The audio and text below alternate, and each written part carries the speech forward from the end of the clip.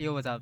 So, yung kauna-unahan kong video dito sa YouTube channel ko is nag-commit ako doon na magpo-post ako every week and at least once sana makapag-post ako. And then throughout doon sa paggawa ko ng contents, I just realized something. Hindi ganun kadali gumawa ng content. And hindi sa sumusuko ako pero na-observe ko din kasi sa mga past contents ko na masyado siyang pilit. And ayokong ganun yung mangyayari kasi wala akong maging improvement kasi totally pilit siya.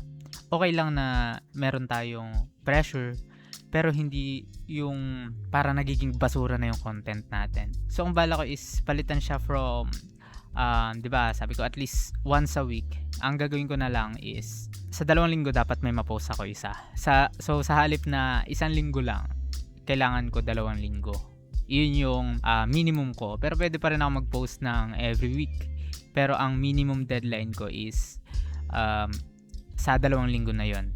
And then, para naman fair, sa halip na 500 pesos kada mamimiss ko na kada 2 linggo is gagawin ko siyang 1,000 sa halip na 500. So, yun lang muna yung content ngayon.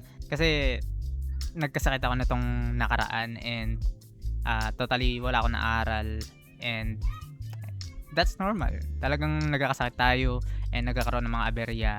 Kaya kailangan lang din natin mag-adjust. Kaya ito yung naisip kong adjustment na mag-adjust ako ng from 1 week or from 1 linggo lang yung deadline ko. Gagawin ko na siyang 2 para meron akong room for kung ano man yung mga maging aberya. Okay. So, yun lang. Yun lang. Popost ko na to. Wala nang edit. Charot. May edit. Bye.